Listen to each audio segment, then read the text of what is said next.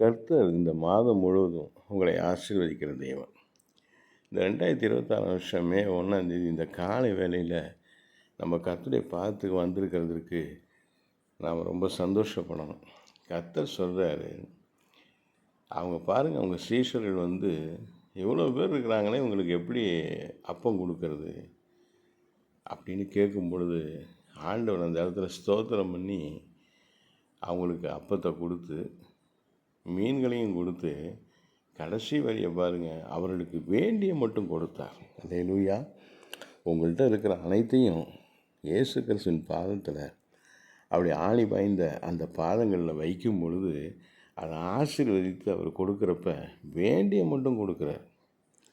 இந்த மாதம் முழுவதும் நீங்கள் அவருக்கு பரிசுத்தமாக வாழ ஆரம்பிங்க, அவருக்கு பிரியமானதை செய்ய ஆரம்பிங்க, அவருடைய ராஜ்யத்தை கட்டுறதுக்கு பிரயாசப்படுங்க. உங்கள் அடிமைத்தனத்தின் நுகத்தை அவர் இந்த மாதத்தில் முறித்து போடுவார். உங்களுக்கு இருக்கிற நெருக்கடி நுகத்தடிகளெல்லாம் கர்த்தர் அப்புறப்படுத்துவார், கட்டுகளை உடைச்செறிவார், விடுதலையாக்குவார். நீங்கள் யாரையும் தேடி விடுதலைக்கு ஓட வேண்டாம். இனிமேல் கர்த்தருடைய பாதமே போதும். அதிகாலையில் எழுந்து கர்த்தருடைய பாதத்தில் உட்கார்ந்து அவர் சமூகத்தில் ஜெபிங்க, துதிங்க, அவருக்கு பிரியமானது செய்கிறதுக்கு உங்கள் வாழ்க்கையை ஒப்பு கொடுங்க.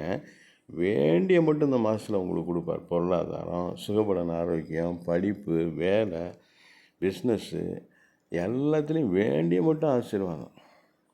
குடும்பத்தில் சமாதானம், வேண்டிய மட்டும் ஆசீர்வாதம். அக்கம் பக்கம் பிரச்சனைகள் முடிவடையும். உங்களுக்கு இருக்கிற எல்லா நெருக்கடிகளும் மாறும். வேண்டிய மட்டும் சந்தோஷத்தையும் சமாதானத்தையும் பொருளாதாரத்தையும் சுகபலன் ஆரோக்கியத்தையும் கர்த்தர் இந்த மாதத்தில் உங்களுக்கு கொடுக்க வல்லவராக இருக்கிறார்.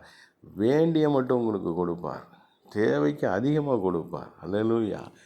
உங்கள் வாழ்க்கையை கர்த்தருக்கு ஒப்பு கொடுங்க. அந்த அப்பத்தையும் மீன்களையும் கொண்டு அவர் பாதத்தில் வைத்தது போல் உங்கள் வாழ்க்கையை கர்த்தருடைய பாதத்தில் இந்த மாதம் வைங்க. போதும் இந்த உலகத்துக்கு வாழ்ந்தது.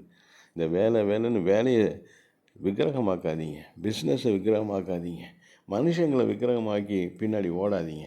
கர்த்தர் பாதத்துக்கு இந்த மாதத்தில் நிற்பேன், கர்த்தருடைய சுவிசேஷத்தை சொல்லுவேன். என் அருகில் இருக்கிற மக்களுக்கு, நான் தினமும் சந்திக்கிற மக்களுக்கு எதையும் எதிர்பார்க்காம நான் இயேசு கிறிஸ்துவின் நாமத்தை, சுவிசேஷத்தை நான் சொல்லுவேன்னு தீர்மானம் பண்ணி வாழ ஆரம்பிங்க.